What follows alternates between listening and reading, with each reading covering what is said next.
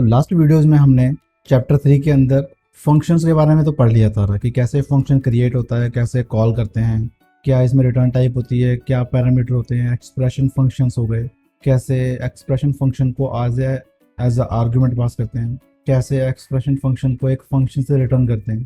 तो ये सारी चीज़ें हमारी कवर हो गई थी। तो अब हम चलते हैं आगे, जो कि है क्लासेस। ठीक है, और इस चैप्टर में मतलब कि इस टॉपिक में हम देखेंगे कि क्लासेस एंड ऑब्जेक्ट्स, कि क्लासेस क्या होती हैं और ऑब्जेक्ट्स क्या होते हैं। ठीक है, तो अगर इसकी डेफिनेशन देखें तो क्लासेस एंड ऑब्जेक्ट जो है वो फंडामेंटल कॉन्सेप्ट है किसके, ऊप के, ऑब्जेक्ट ओरिएंटेड प्रोग्रामिंग के। ठीक है, क्योंकि अब तक जो हम पढ़ रहे थे वो सिंपल अभी नॉर्मल प्रोग्रामिंग लैंग्वेज थी, बट अब जो आगे टॉपिक्स आएंगे वो सारे ओओपी के टॉपिक होंगे, मतलब कि ऑब्जेक्ट ओरिएंटेड प्रोग्रामिंग के टॉपिक होंगे।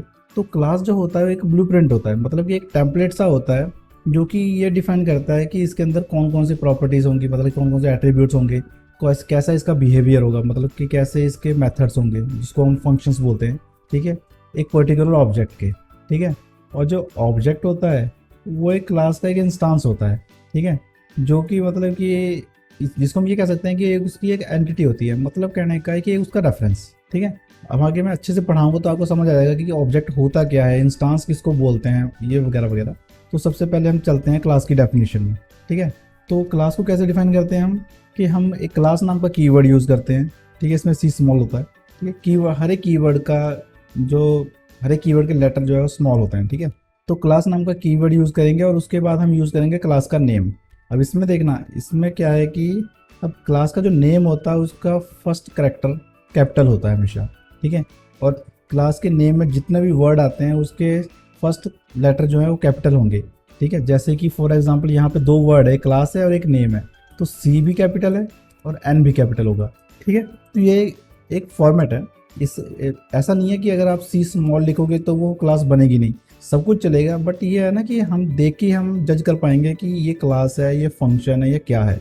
ठीक है ना, क्योंकि प्रोग्रामिंग लैंग्वेज में क्या होता है कि हम उसके सिंटेक्स को देख के, मतलब उसके नाम को देख के हम जज कर पाते हैं कि वो क्या होगा। कोई कीवर्ड है, कोई फंक्शन है, कोई मेथड है, कोई क्लास है। ठीक है, वेरिएबल है या क्या है। ठीक है, तो इसलिए जब भी आप क्लास का नेम डिफाइन करो तो उसमें बिल्कुल भी अंडरस्कोर वगैरह मत यूज़ करना, फर्स्ट लेटर हर वर्ड का कैपिटल यूज़ करना। ठीक है, तो हम चलते हैं इसके सिंटेक्स पे। तो इसका सिंटेक्स तो कैसा है कि ये क्लास नाम का कीवर्ड यूज़ किया, इसमें सी स्मॉल है, मतलब इसके सारे कैरेक्टर स्मॉल है। ठीक है, उसके बाद आएगा क्लास का नेम, जो भी आप नेम रखना चाहो। ठीक है, उसके बाद आएगा करली ब्रेसेस। अब करली ब्रेसेस के अंदर आप उसकी प्रॉपर्टीज़ डिफाइन करोगे। ठीक है, प्रॉपर्टीज़ मतलब इंस्टांस वेरिएबल्स। अब तक जो हम वेरिएबल बना रहे थे वो थे नॉर्मल वेरिएबल्स। ठीक है, क्योंकि एक फंक्शन के अंदर थे, बट जो क्लास के अंदर वेरिएबल होते हैं वो बन जाते हैं इंस्टांस वेरिएबल, क्योंकि उस क्लास का एक इंस्टांस होगा वो। ठीक है ना, क्लास का इंस्टांस कैसे होगा, क्योंकि वो मल्टीपल मेथड्स में कॉमन होगा। ठीक है, इसलिए उसको इंस्टांस वेरिएबल बोलते हैं। ठीक है, अब वो कैसा होगा, वो भी सेम वैसे ही डेटा टाइप होगी उसकी, उसका नेम होगा, जैसे इंट, एज, स्ट्रिंग, नेम। ठीक है, तो ये होगी उसकी प्रॉपर्टीज़, और बाद में हम इस प्रॉपर्टीज़ को यूज़ करेंगे। वो कैसे यूज़ करेंगे वो आगे देखेंगे, वो जब ऑब्जेक्ट्स बनाएंगे तब यूज़ करेंगे इसको। ठीक है, इसके अंदर मेथड्स होते हैं, मेथड बोलते हैं फंक्शंस को। ठीक है, जो फंक्शन क्लास के अंदर होते हैं उसको हम मेथड बोलते हैं। ठीक है, तो मतलब फिर वही सेम वैसे ही होगा जैसा फंक्शन होता था, क्योंकि है सब कुछ वही, बस उसका नेम बदल गया यहाँ पे आके। ठीक है, मतलब कि इसमें रिटर्न टाइप भी होगी। ठीक है, इसका नेम होगा कोई, उसमें पैरामीटर्स होंगे। ठीक है, मल्टीपल पैरामीटर होंगे या फिर कोई भी पैरामीटर नहीं होगा, और उसके अंदर उसकी बॉडी होगी, और अगर वो चाहे तो उसमें एंड में रिटर्न लगा होगा। ऐसे ही अगला फंक्शन होगा, मेथड होगा, ऐसे ही और मेथड्स होंगे। तो मतलब कि क्लास के अंदर ये दो चीज़ें होती है, प्रॉपर्टीज़ और मेथड्स। ठीक है, प्रॉपर्टीज़ मतलब इंस्टांस वेरिएबल्स और मेथड्स मतलब उसके फंक्शंस। ठीक है, तो इस चीज़ से ये बन जाता है एक तरह से क्लास, जो कि एक स्ट्रक्चर है, मतलब कि एक group of functions and variables है। ठीक है, तो इसको बोलते हैं क्लास। अब एक एग्जांपल देख लेते हैं कि क्लास बनती कैसे है। तो मैंने देखो एक क्लास बनाई है पर्सन नेम की। अब ये पर्सन नेम मतलब इसमें पी जो है कैपिटल है, इसमें मैंने दो वेरिएबल बना दिए जिसको इंस्टांस वेरिएबल बोलते हैं। एक है स्ट्रिंग नेम, दूसरा है इंट एज। उसके अंदर मैंने एक फंक्शन बनाया, मतलब मेथड बनाया, जिसका नाम है से हेलो, और उसमें मैंने क्या प्रिंट कर दिया, हेलो माय नेम इज़, और उस नेम की वैल्यू। ठीक है, जो भी वैल्यू होगी वो प्रिंट हो जाएगा। ठीक है, और एक और फंक्शन बनाया सेलिब्रेट बर्थडे। इसमें क्या किया मैंने, एज को प्लस प्लस कर दिया और प्रिंट कर दिया happy birthday to me, now I am, age की जो वैल्यू वो ईयर्स ओल्ड, मतलब कि जो एज की वैल्यू होगी वो प्लस होके एक और जाएगी। जैसे अगर एज की वैल्यू अभी 1 है तो हो जाएगी 2, फिर 3, 4, 5, 5, 6, 7 करते करते ऐसे। ठीक है, तो इस एग्जाम्पल को हम बना के देखते हैं डार्ट पैड पे। अब देखो इसको बनाएंगे हम इस मेथड के बाहर। ठीक है, अभी आपको एक छोटा सा डिफरेंस दिखेगा। अब आपको दिख रहा होगा कि जब मैंने वहाँ जो एग्जाम्पल लिखी है उसमें तो इसमें कोई ऐसा एरर टाइप का कुछ भी नहीं है, बट यहाँ पे जब मैं लिख रहा हूँ तो एरर आ रहा है। ठीक है, वो इसलिए एरर आ रहा है क्योंकि अब जो लेटेस्ट डार्ट है उसने नल सेफ्टी ऐड कर दी है। ठीक है, नल सेफ्टी का मतलब है कि हमें डिफाइन करना होता है कि जो हमारा वेरिएबल होगा ये नलेबल होगा या नहीं होगा। ये आपने ऑलरेडी पिछले टॉपिक में पढ़ लिया है। ठीक है, तो इसके बारे में डीपली एक्सप्लेन नहीं करूँगा, तो इसलिए मैं इसमें क्वेश्चन मार्क लगा रहा हूँ, क्योंकि आपको ऑलरेडी पता होगा मैं इसमें क्वेश्चन मार्क क्यों लगा रहा हूँ, क्योंकि आपने ऑलरेडी पीछे पढ़ा हुआ है ये। ठीक है, इसको मैं नहीं कर रहा, इसकी मैं डिफ़ॉल्ट वैल्यू दे रहा हूँ, क्योंकि मैं नहीं चाहता कि ये नलेबल हो, क्योंकि अगर ये नलेबल होगी वैल्यू तो ये प्लस प्लस काम नहीं करेगा, मुझे इसमें मैस नहीं करना सारा कुछ। ठीक है, तो ये तो सिंपली बन गई हमारी क्लास, है ना। इसके अंदर इंस्टांस वेरिएबल्स बन गए, इसके मेथड्स बन गए। अगर मैं रन करूँगा तो कोई डिफरेंस नहीं आएगा, जो आउटपुट पहले आई थी 15 वही रहेगी। ठीक है, और इसको मैं हटा ही देता हूँ क्योंकि ये तो हमारे इस चैप्टर का है ही नहीं। ठीक है, तो आउटपुट कुछ भी नहीं आएगी, क्योंकि ये अभी सिर्फ हमने क्लास बनाई है, इस क्लास को हमने यूज़ ही नहीं किया। यूज़ कैसे करना है वो अगले टॉपिक्स में आएगा। ठीक है, तो ये ऐसा था, ये देखो ये स्ट्रक्चर था सिंपल। ठीक है, अब जो नेक्स्ट टॉपिक है वो है क्रिएटिंग ऑब्जेक्ट्स, मतलब कि इंस्टांस कैसे क्रिएट करते हैं एक क्लास का। ठीक है, अभी तक तो हमने सिंपल क्लास क्रिएट की थी, अभी ऑब्जेक्ट कैसे करते हैं वो देखते हैं। तो डेफिनेशन क्या है, to create object of a class you use the keyword new. ठीक है, हम न्यू नेम का कीवर्ड यूज़ करेंगे उस क्लास के नेम के बाद, और उसके बाद लगा देंगे पैरेंथेसिस मतलब कि ब्रैकेट्स। ठीक है, और उसको असाइन कर देंगे एक वेरिएबल में। ठीक है, और वो वेरिएबल बन जाएगा एक तरह से ऑब्जेक्ट। ठीक है, और अब इसको फिर हम आगे यूज़ कर पाएंगे उस क्लास की प्रॉपर्टीज़ और मेथड्स को यूज़ करने के लिए। ठीक है, तो इसका अगर सिंटैक्स देखें तो ऐसा होगा, उस क्लास का नेम, चलो इसको भूल जाओ फिलहाल, इसको भूल जाओ, न्यू, उसके बाद आया उस क्लास का नेम और पैरेंथेसिस। ठीक है, उसके बाद आया सेमीकोलन। तो इसको अब हमें असाइन करना है इसके रेफरेंस को सेव करने के लिए, जैसे हम पिछले फंक्शन को करते थे, जैसे हमने पिछले फंक्शन में किया था कि int result is equal to वो वैल्यू। बट अब इसकी जो आउटपुट आएगी वो ना तो इंटीजर होगी, ना स्ट्रिंग होगी, ना कोई और टाइप की होगी। इसकी जो रिटर्न आएगी वैल्यू वो इसी टाइप की होगी, मतलब उस क्लास की टाइप की उसकी वैल्यू होगी। इसलिए हमने जो वेरिएबल बनाना है वो उस क्लास टाइप का वेरिएबल बनाना है।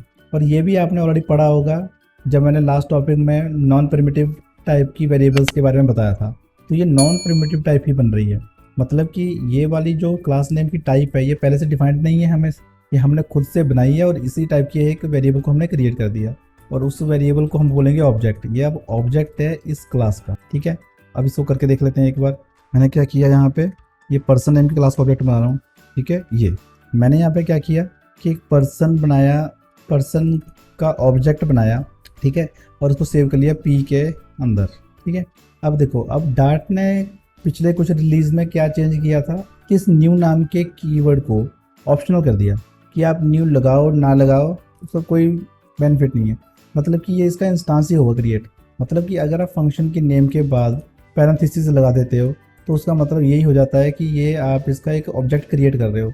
तो अब आपको बताने की जरूरत नहीं है कि आप इसका ऑब्जेक्ट ही बना रहे हो, आपने जैसे ही पैरेंथेसिस लगाया उसको पता लग गया कि ये इसका ऑब्जेक्ट बन रहा है, तो इसको आप लगाओ ना लगाओ एक ही बात है। तो मतलब कि इस पी के अंदर इसका पूरा इंस्टांस पड़ा है। ठीक है, इसलिए ये जो पी है ये इसका ऑब्जेक्ट बन गया। अब इस पी के थ्रू मैं इन चीज़ों को एक्सेस कर सकता हूँ, इस फंक्शन को कॉल कर सकता हूँ, इस मेथड को कॉल कर सकता हूँ। ठीक है, वो आगे देखेंगे क्योंकि अभी तक हम वहाँ पहुँचे नहीं हैं। अभी हम सिर्फ बात कर रहे थे कि कैसे हम इसके ऑब्जेक्ट को क्रिएट करेंगे। तो ये जो पी है ये इसका ऑब्जेक्ट है, तो ये बन गया इसका ऑब्जेक्ट। आगे चलते हैं। ठीक है, अब जो आगे एग्जांपल है इसमें क्या है कि ऑब्जेक्ट कैसे क्रिएट करते हैं, उसी जो फंक्शन क्लास की बात कर रहे थे उसी का ही, कैसे हम उसकी प्रॉपर्टीज़ और मेथड्स को यूज़ करेंगे।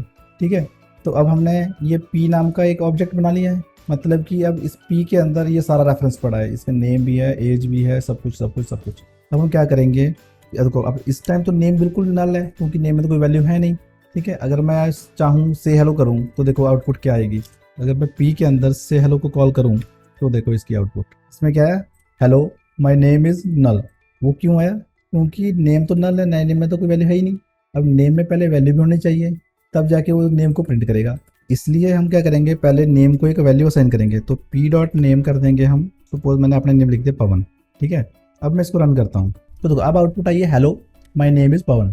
ठीक है, क्योंकि अब जो इस पर्सन नाम के क्लास के अंदर नेम है वो मैंने असाइन कर दिया है, ठीक है। अब मैं पी डॉट नेम जब भी प्रिंट यूज़ करूँगा तो मुझे पवन मिलेगा हमेशा नेम, ठीक है। और ऐसे ही मैं उसकी एज असाइन कर दूँगा, जैसे पी डॉट एज जो है मैं कर दूँगा 30, ठीक है। अब देखो मैं यहाँ पे इस एज को, नेम को और इस फंक्शंस को यूज़ कर पा रहा हूँ, ठीक है, इस मेन नाम के फंक्शन, मतलब कि इस क्लास से बिल्कुल बाहर है, वो क्लास का रेफरेंस सिर्फ इतना ही है, ठीक है। बट फिर भी मैं इस मेन फंक्शन के अंदर इसको यूज़ कर पा रहा हूँ। वो कैसे? क्योंकि मैंने इसका ऑब्जेक्ट बना लिया इसलिए, ठीक है। मैं डायरेक्ट ये नहीं कर सकता यहाँ पे name is equal to something नहीं कर सकता, क्योंकि नेम नाम का तो कुछ है ही नहीं यहाँ पे, नेम का तो कोई रेफरेंस ही नहीं है। या तो यहाँ पे नेम नाम का एक वेरिएबल होता वो तो चेंज होता, बट ये नेम तो इस मेन का है ही नहीं, ये नेम तो इस पर्सन का है, इसलिए हमें पर्सन का ऑब्जेक्ट चाहिए ताकि मैं इसको एक्सेस कर सकूँ, ठीक है ना। इसलिए हमने उसका ऑब्जेक्ट क्रिएट किया था, ठीक है ना।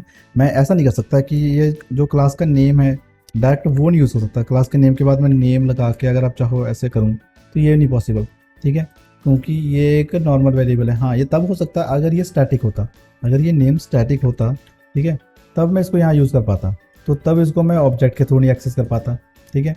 क्योंकि अब तो ये स्टैटिक हो गया, मतलब कि अब ये किसी ऑब्जेक्ट का नहीं है, अब ये इस क्लास का स्टैटिक वेरिएबल है जो कि क्लास के नेम से डायरेक्ट एक्सेस होगा, ठीक है। तो इसको अभी स्किप करते हैं, हम जो कर रहे थे वो करते हैं, ठीक है। तो अब आपको पता लग गया होगा क्यों हम ऑब्जेक्ट क्रिएट करते हैं और कैसे ऑब्जेक्ट हम यूज़ करते हैं, ठीक है। अब दूसरा फंक्शन भी कॉल करके देख लेते हैं, जो कि था क्या था, सेलिब्रेट बर्थडे, ठीक है। अब मैंने एज जो इसको दी है वो 30 है, और मैंने यहाँ पे क्या किया था, एज को प्लस किया और मैंने उसको प्रिंट कर दिया। अब देखते हैं क्या आउटपुट आती है। अब देखो दूसरे फंक्शन की आउटपुट आई है, happy birthday to me, now I am 30 years old. फिर से रन करते हैं, फिर से वही आई एम 31 ईयर ओल्ड, ठीक है। क्योंकि जितनी बार ये रन होगा उतनी बार ये उस एज को, जो एज होगी वैल्यू, अगर मैंने ना दी होती तो ये 1 + 1 मतलब कि यहाँ पे 2 लिखता। अगर मैं ये एज यहाँ पे असाइन ना करता और फिर इसको रन करता, तब इसकी जो आउटपुट आती तो वो 2 आती। ये देखो, happy birthday to me, now I am 2 year old, ठीक है। तो ये यूज़ था ऑब्जेक्ट क्रिएट करने का, और कैसे हम इंस्टेंस वेरिएबल को एक्सेस करते हैं, कैसे मेथड्स को एक्सेस करते हैं, ये आपको अब पता लग चुका होगा। तो आगे चलते हैं उसमें, ठीक है। अब एक चीज़ आपको और दिखा देता हूँ कि जितनी बार भी हम इंस्टेंस क्रिएट करेंगे वो एक सेपरेट इंस्टेंस होगा, ठीक है। कहने का मतलब है कि अगर मैं यहाँ पे फिर से करता एक पर्सन, यहाँ पे उसका नाम कर देता P3 is equal to person, ठीक है। मतलब है कि ये एक P3 का एक और ऑब्जेक्ट बनाए, है ना। तो अगर मैं यहाँ पे करता P3 डॉट से हेलो, तो देखो दोनों की आउटपुट में डिफरेंस आएगा। अब मैं इसको कमेंट करता हूँ। अब मैंने हेलो को 2 बार प्रिंट कराया, एक तो P के थ्रू करवाया है, एक P3 के थ्रू। अब डिफरेंस देखो दोनों में क्या है। ये देखो, जो पहले की आउटपुट आई है वो आई है हेलो माय नेम इज़ पवन, फिर दूसरे की आउटपुट आई है वही हेलो माय नेम इज़ नव, ठीक है। चलो मैं वो भी कर देता हूँ चेंज, यहाँ पे करता हूँ P3 dot name is equal to Raj. अब देखो आउटपुट, अब पहले की जो आउटपुट आई है वो आई है हेलो माय नेम इज़ पवन। जो सेकंड वाले की, जो P3 के थ्रू जो एक्सेस किया, उसकी आउटपुट आई है हेलो माय नेम इज़ राज, ठीक है। क्योंकि मैंने इस P3 के नेम में वैल्यू डाल दी राज। तो इसका मतलब ये हुआ कि जितनी बार मैं एक ऑब्जेक्ट क्रिएट करूँगा वो एक डिफरेंट ऑब्जेक्ट बन जाएगा। अब अगर मैं यहाँ पे P3 क्रिएट कर रहा है, इसका मतलब ये नहीं है कि जो P में वैल्यू पड़ी है उसका आगे ओवरराइड होगा। मतलब कहने का मतलब ये है कि अगर मैं P का नेम चेंज करता हूँ, ठीक है, तो इसका P3 के नेम से कोई लेना देना नहीं है। ऐसा नहीं है कि अगर मैंने P के अंदर का नेम चेंज किया तो P3 का और जितने भी ऑब्जेक्ट होंगे सबके अंदर का नेम चेंज हो जाएगा ना, बिल्कुल भी नहीं, ठीक है। वो दोनों बिल्कुल डिफरेंट आइडेंटिटीज है। मैं जितने भी ऑब्जेक्ट क्रिएट करता जाऊँगा सभी बिल्कुल डिफरेंट होंगे, ठीक है। तो ऐसे हम क्लासेस क्रिएट करते हैं और ऐसे हम ऑब्जेक्ट्स को क्रिएट करते हैं। Thank you for watching this video. Please subscribe to my channel and share with your friends as well, so I can create more valuable content for you. Follow us on other social media accounts as well. Links are in description of this video.